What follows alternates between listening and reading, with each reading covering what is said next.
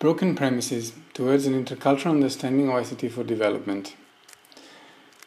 This picture metaphorically represents the core issue I encountered in my PhD research, namely the risk of relying too much on blueprints and planning, losing sight of the actual context and its evolution day by day.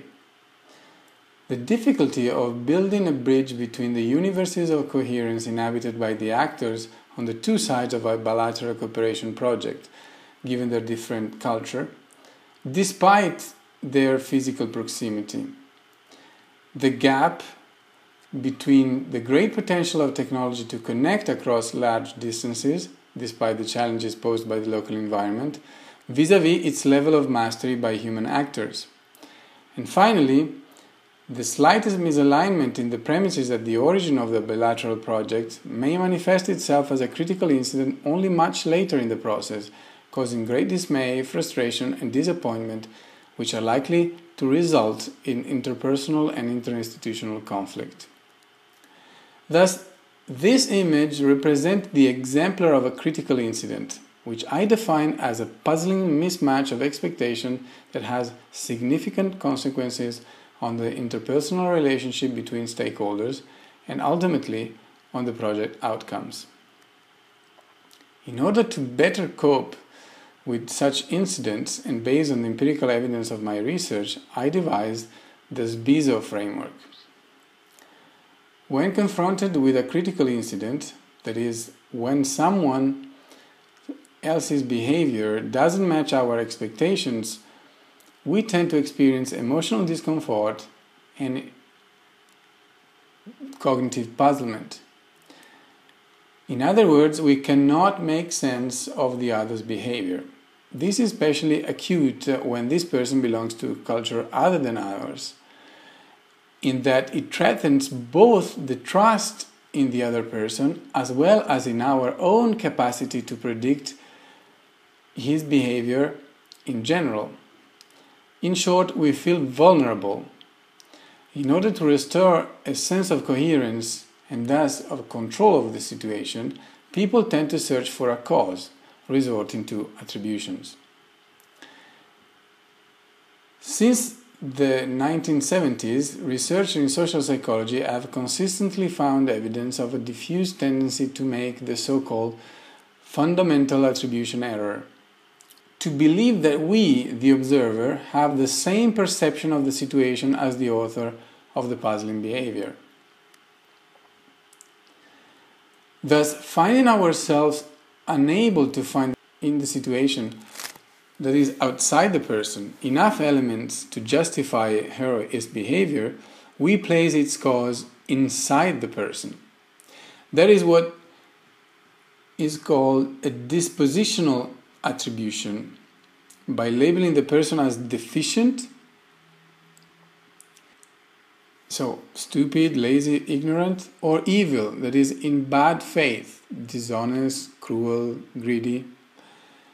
My research shows that in the first case, the ensuing attitude is paternalism, while in the second case is patronizing, thus increasing command and control, often resorting to threat as a form of preventive self-protection.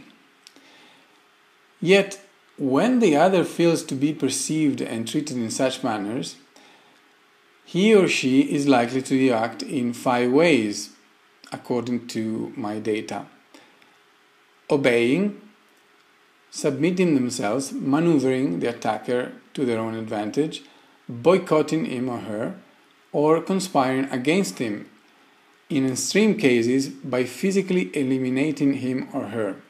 This was Burundi. Clearly, such dispositional route, rooted in the belief that personality has traits that are immutable, does not improve the relationship.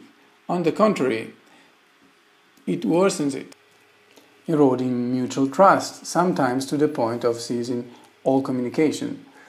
The alternative route assumes as an axiom that human behavior is always coherent. Therefore, whenever we find ourselves incapable of recognizing such coherence, this does not imply there is none, rather that our interpretive grid is not potent enough to grasp it. It is therefore necessary to pause, stop, take some distance, breathe in, and enlarge the perspective, zoom out. SBIZO. By encompassing the historical and cultural dimension, admitting one's own ignorance about the other's cultural universe, and problematizing the relationship between the two interlocutors and their respective in-groups. More specifically, when it comes to ICTs, the main outcome of the research was that while for Europeans computers were only a means to do something, for Burundians they were actually a means to be someone, as the modernity halo of the technology was boosting their status and procuring some tangible advantages within the cultural matrix they were inhabiting, regardless whether they were able to use the computer or not. That's why the labs were often empty. This approach acknowledges that the responsibility of any critical incident is always shared and aims at building a bridge between my universe of coherence and his or hers, ours and theirs, so as to make the recognition of the underlying coherence possible while respecting difference. Ideally, the effect of such effort is the restoration of mutual trust, since we both focus on what make us similar, being coherent human beings, rather than stressing what makes us different, culture and history. To this end, some strategies are suggested: apologizing sincerely, meta-communicating, that is, explicitly renegotiating the communication, the subsumed relationship, sharing risk and making oneself vulnerable first, and remaining vulnerable until the other does not decide to do the same. While such strategies may be difficult to apply to the interinstitutional level in international cooperation, they may well be applied by individuals who, it is assumed, have agency and freedom of choice in any situation. After all, institutions are but a complex tangle of interpersonal relationship and artifacts. So next time you experience a critical incident, remember, stop, breathe in and zoom out. SBIZO. If you wish, you can download the full version of the thesis clicking the link below. Thank you for your attention and best of luck with your intercultural dealings.